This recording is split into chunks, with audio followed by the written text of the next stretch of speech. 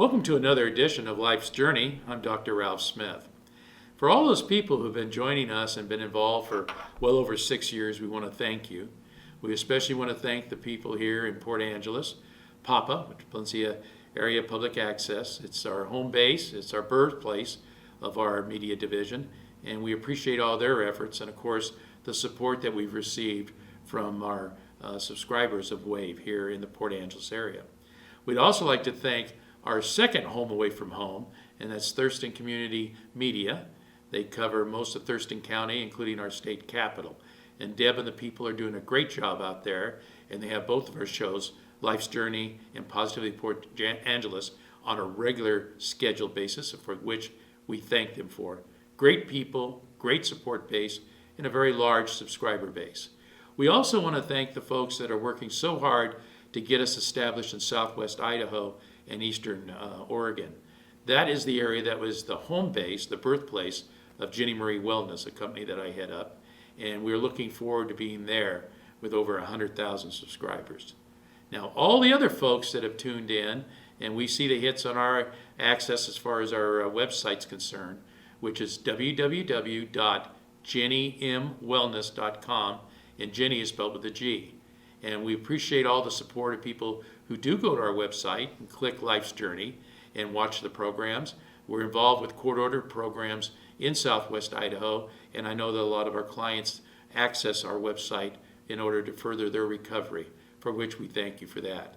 And all the other folks, we have a lot of people we've built up over these 6 years that watch the show and send me comments and everything like that. And I know that Sean Bennett runs this division for me, and at the end, you'll see on the closing billboard our website address and maybe even our phone number. Feel free to contact me. But this has been a labor of love, and now that that love is starting to blossom in helping people in their lives, that means a lot to me.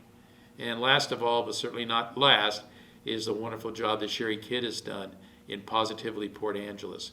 What she's been able to do to promote this area and this community could never be repaid.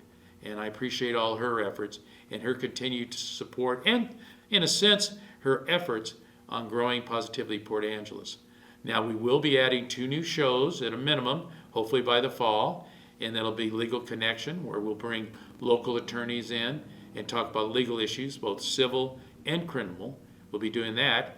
And of course, with our Seahawks ready to play their home games here pretty soon, we're going to have Northwest Sports Line. And that's a show that'll be covering the Seahawks. It'll also be covering the Seattle Mariners.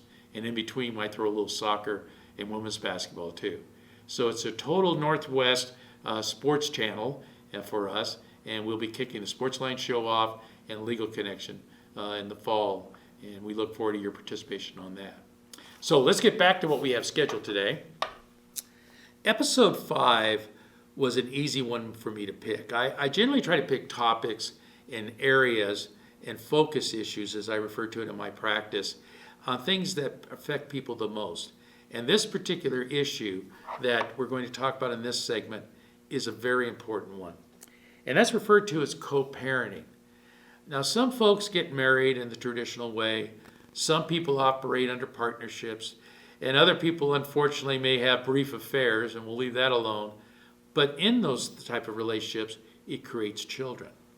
Now, the honorable thing to do, and I'm not judging people, but the honorable thing to do is for people to stay together, either in a partnership or a marriage, and raise the children together. So that once they get the age to go off into their trade, graduate from high school, or move on to college, that they have the support, the emotional and financial support of both partners who have created this God's blessing. But the reality is, it doesn't happen all the time. I've been blessed with a woman who I've been in partnership with for over 50 years. We've been married 48 years. So all 3 of our children were able to have that support. And then, of course, they've created the children. So I have 5 grandkids, too. And Linda and I are, of course, proud that we have, and we don't like to admit it in front of people, but we have 2 great-grandchildren. So the children, I believe, had a lot to do with the success they've been able to have. Not because Linda or I are exceptional parents. I think we're good parents. But they had that support they needed. They were able to spread their wings, and they not only created their families and their touch to society, as I refer to it, but they've gone on to great careers. And when you go on great careers, you make decent money. And when you make decent money, you don't have to worry about financial pressures, which is the number one breakup of relationships, are financial responsibility or financial disputes. So hopefully that's not affecting you. But what is sometimes forgotten in this whole process are the children. I have said this before, and I've been practicing over 32 years. I have yet to ever meet a child who has gone through a divorce or a separation partnership that hasn't been somewhat scarred. Some of the scars are minor scars perhaps, where it affects just their self-esteem or self-worth, which can be rebuilt by professionals. And others are scars that they carry into their relationships, and they tend to repeat the same mistakes. So the purpose of this program, it probably makes it one of the most important ones that you'll ever watch, is the issue of co-parenting.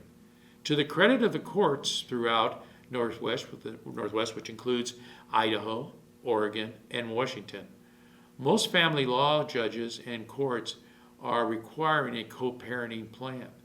Now, it's a great opportunity for lawyers to make a lot of extra money, but that's not the purpose of it, hopefully.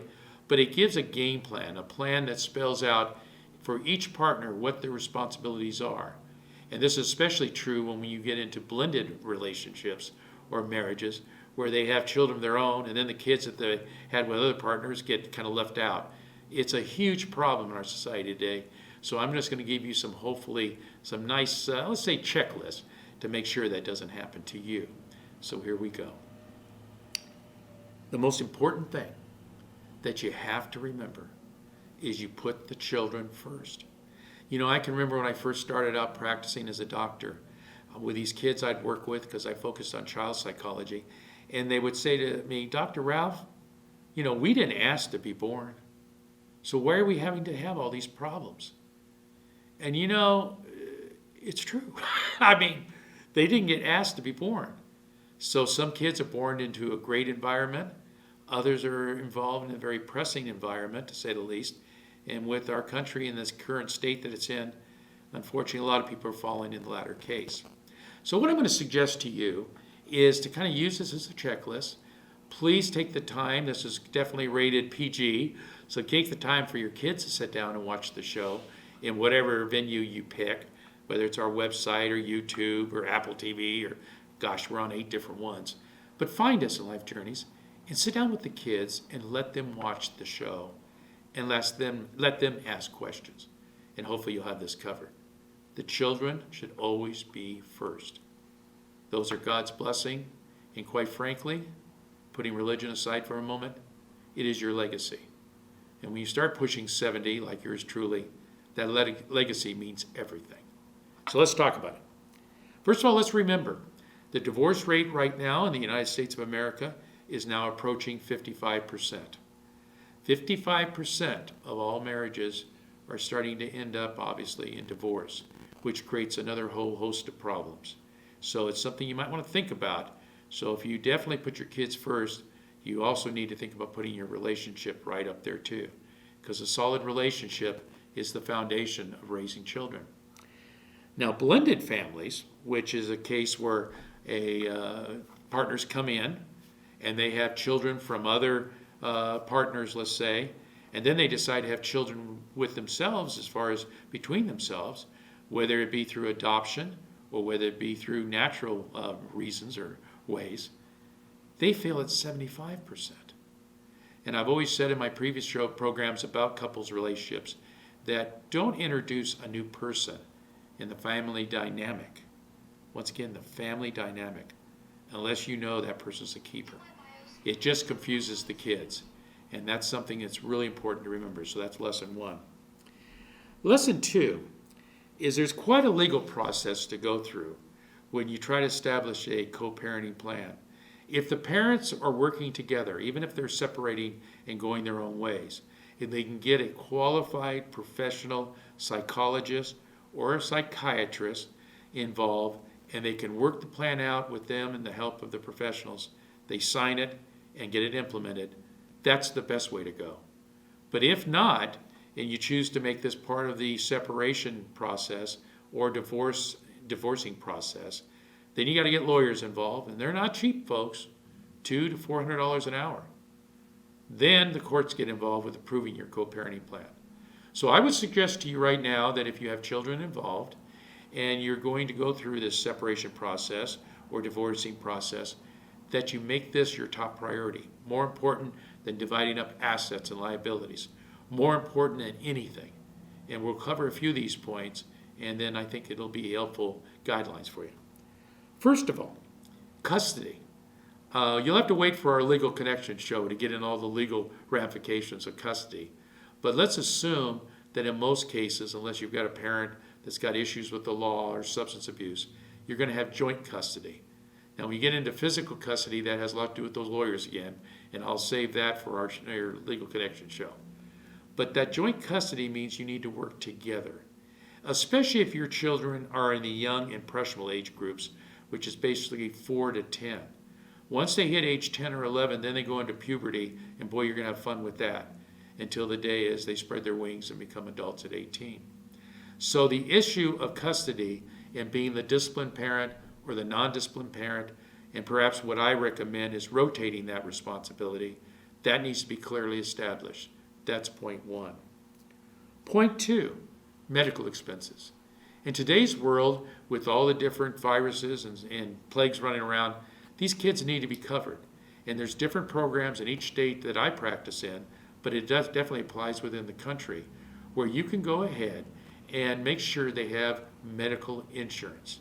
They need it for their own health. They need it for their own medical well-being. So make sure that the medical insurance issue, regardless of which partner is going to pay for it, or if you go with a state program, which they're available for young people, it doesn't matter how you do it. It matters that you do it. And these kids need to be protected for those medical expenses. It's absolutely critical. The other issue, which is very important, and we'll close with this one before we take our break, is holidays and vacations. A lot of people spend time in their co-parenting plan figuring out, well, you can have the kids on odd weekends or odd days and this and that, and they're running them all over the place. Horrible thing to do. So one of the places you can start at before you get in this alternate weekend thing is you can go ahead and say, look, these are the holidays, and obviously you have Easter, you have Labor Day, you have Memorial Day, Thanksgiving, Christmas, whatever, New Year's Day probably. So you want to go ahead and take those holidays, separate them out, and sit down with your significant other and say, okay, we don't want to run the kids around during holidays, so let's pick the holidays that you want and the time frames, and then I'll make a point, talking as one of the parents, that make sure the kid is there, and that they're being supportive by each partner by, number one, not trashing each other in front of the children or with the children, and number two, being very supportive, saying, hey, it's really important that you spend time with mom, or it's really important that you spend time with dad.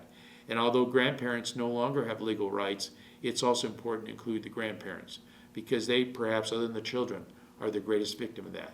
So take the time to work those details out, and it's very simple. You take a piece of paper, you write the holidays down, you write your children down, and if you have multiple children, it's better for them to do it together as a group instead of trying to have them running all over the place, because that's where scarring gets involved. And split those holidays up so that you guys will make sure, as partnerships here, you guys will make sure that these children are exposed to both partners, that they're positively reinforced about both partners, and that those grandparents and those uncles and aunts and cousins, all these people maintain their relationship and identity with your kids, because that is their foundation. And the broader base you have with the love and blessings that brings, the easier it will be for your kids to survive this process called divorce.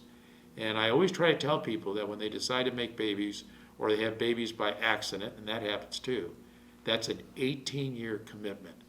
And if you're not fully prepared to do that, or things come up that can't be fulfilled, the very least you can do is do it with your children and have a good co-parenting plan.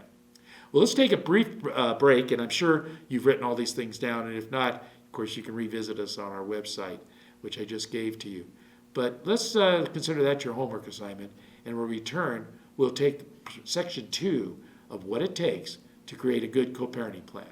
I'm Dr. Ralph Smith, and you're watching Life's Journeys.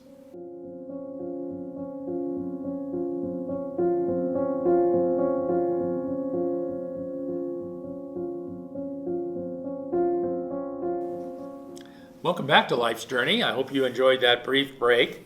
And if I know Sean well enough, you probably have been exposed to what we call paradise. You know, we're so blessed to live in Port Angeles, and I know in the beginning of each show you get to see some of the sights, but to be in such a wonderful community and to be right across the strait from my favorite city, which is Victoria, Canada, although lately we haven't been able to go over there because these governments can't figure out what they want to do. But I can't wait for the big boat, MV Coho, to start sailing again. And I guarantee you old Dr. Ralph will be the first in line. But we enjoy that culture and things that beautiful area, Victoria, Canada, British Columbia bring to us. And we're blessed with having the ocean, and we're blessed by having the mountains. And what I consider one of the most beautiful lakes in the United States, Lake Crescent. If you don't believe me, watch the Positively Port Angeles show with Sherry Kidd, and she'll show it for real, what is so much beauty out there. But anyway, back to the subject at hand. One area that a lot of partners end up creating problems regarding the kids and co-parenting is the issue of child support, spousal support. Each state has a different determination on how they term that. And folks, it bothers me a great deal when people use that as a power, trip or as a club involving the children. The children do not need to be involved with child support issues. The children do not need to be involved with the amount of child support that is being paid or not paid. Their issue is to have a good, safe home to live in where they can stay either cool or warm, where you put good food in their bellies and they can grow and develop as adults. That's ultimately our goal and our legacy, as I shared with you earlier. Some folks who are receiving the child support make the horrible mistake of thinking, well, if they didn't get child support, I'm not going to let so-and-so come and visit the kids. Absolutely deplorable. Because the reality is that's a separate issue. And if you violate a custody order on the basis of visitation, which hopefully you've hammered out with the guidance of this show, do not intertwine those efforts about spousal support. If you have issues of getting spousal support, you should go to the state, and the state can go ahead and withdraw those funds automatically so that it's deposited in your account. Or if some of those deadheads, whether it be male or female, decide to keep changing jobs so they can't catch up with them, then that's deplorable. But the way to handle it is you get a lawyer or you file a petition with the courts. Now, I can only speak for the 3 states that I practice in. I can't speak for the whole country, and I know we have viewers from all over the country and throughout the world, in fact, with the YouTube connection. But in these states, and I'm going to give you a generalization here, I feel more like a lawyer than a doctor today, but the generalization is if the spouse who does not pay the child support, they can lose the privileges of having a driver's license, the privileges of having a hunting and fishing license, a privilege of having a professional license that is issued by the state. The state can make this very difficult on that individual. And as you all know, it's literally impossible to function without a driver's license.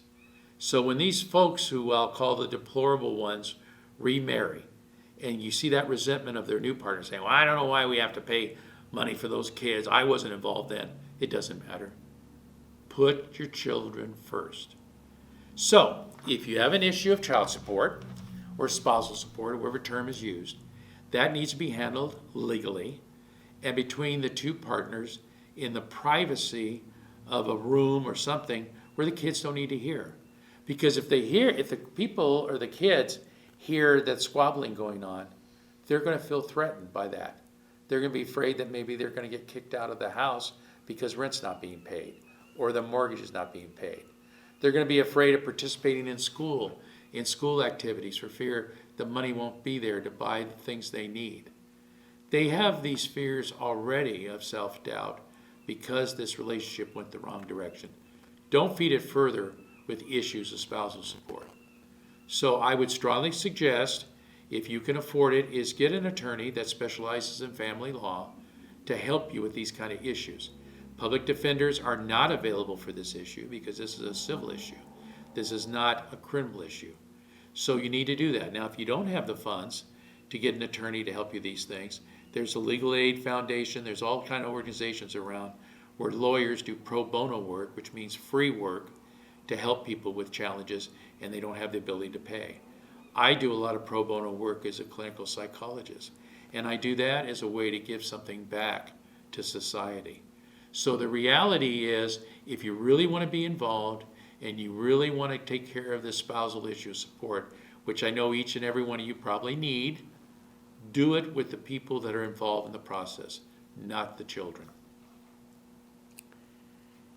It is hard to deal with the fact that a relationship fails. You know, we can point fingers and say, well, this person's at fault, that person's at fault, there's substance addiction issues involved, there's financial issues involved. The excuses are many. There's no doubt about that. But the reality is, who do we shield from this? We shield the children. Now, you might think, well, by doing this, it's going to create financial hardships for me. It's going to create problems with my new relationship. You know, wah. Whine somewhere else, folks, because you're not going to find a sympathetic shoulder on my part. I do a lot of the things I do for the children. And believe me, I'm very proud of the fact how Linda and I were able to work together. And the benefit of that is not just the 3 kids and going through in their life and their careers and their successes and the nice, beautiful homes and nice cars and all those material things. That's cool. I don't mind, being happy about that. But more importantly, it sets the tone, it sets the foundation for our grandkids, who they need their fresh start. And then when those grandkids start having babies, and boy, I'm aging myself now, and you end up with those great-grandchildren, that's important.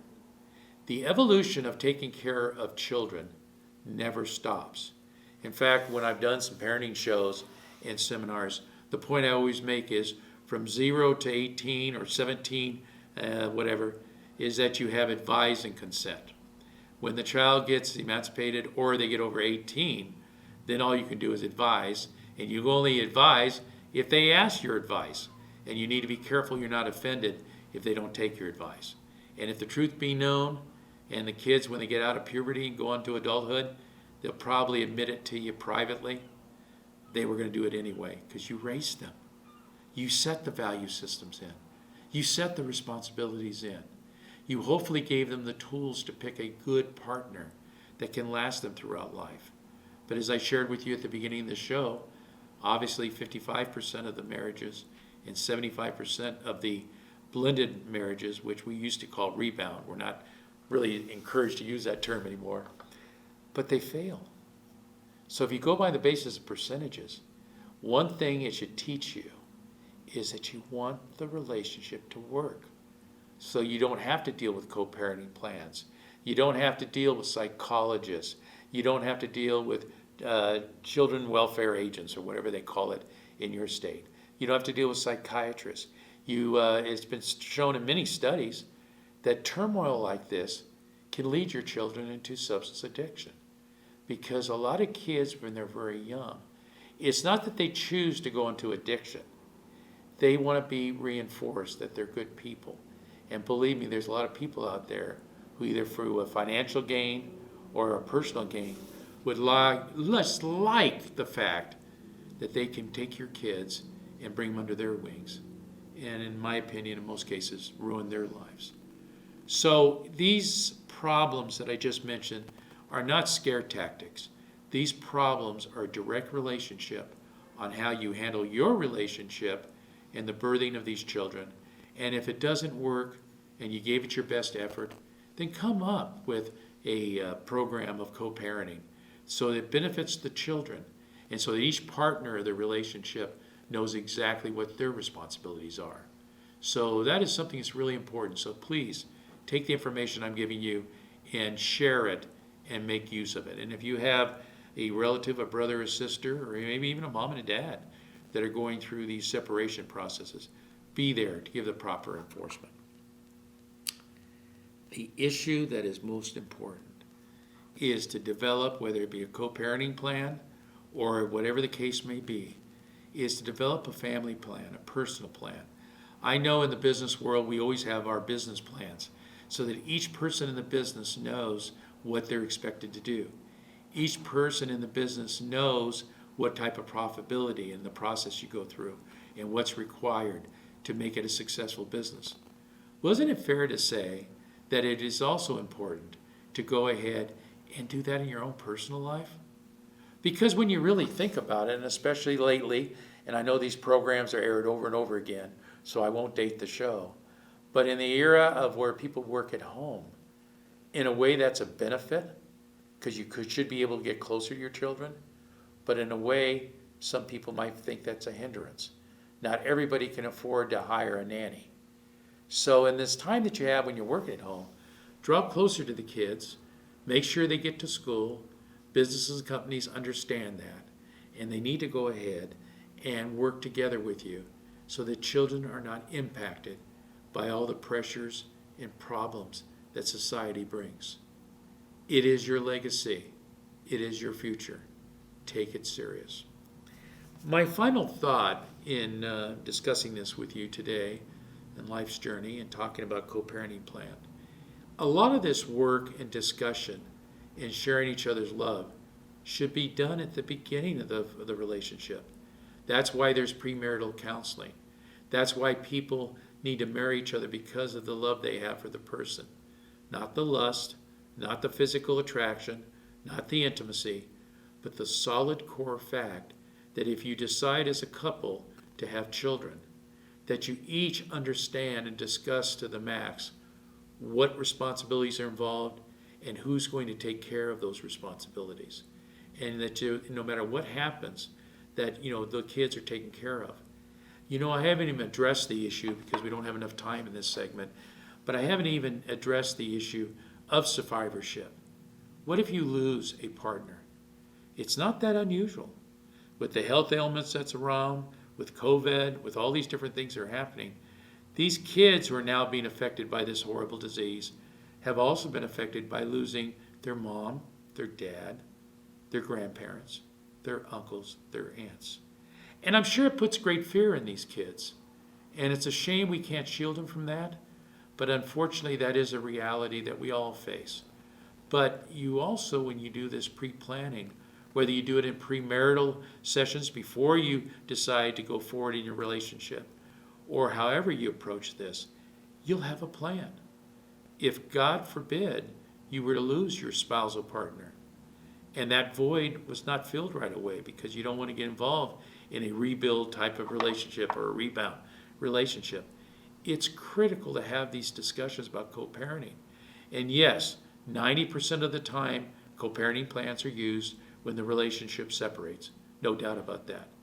But how about the relationship that if you lose your partner through, God forbid, some death or horrible disease or whatever the case might be? I think COVID has opened people's eyes, not only in the responsibility of getting the shots and living a safe lifestyle and using those masks, it's beyond that. It's taught them the fact that no one is guaranteed a long life. And I'll close with this statement, and it's a fact. The average life expectancy 5 years ago in the United States of America, and this is an average of everybody, all economic brackets and everything, was that a woman would live 78 years and a man would live 74 years.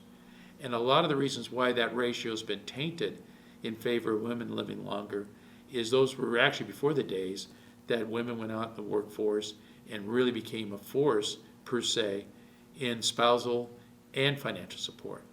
But put that aside, each of those classifications in the last survey that came out in the year 2020 has been reduced by 3 to 4 years. And yes, a lot of that has to do with COVID and the other associated viruses. But it really kind of opens your eyes to realize that we're not going to be here forever.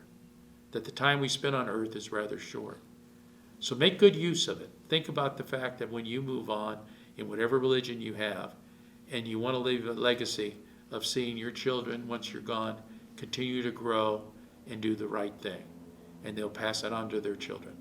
And then you know what's neat about that, folks? That means you succeeded in one of life's most important goals.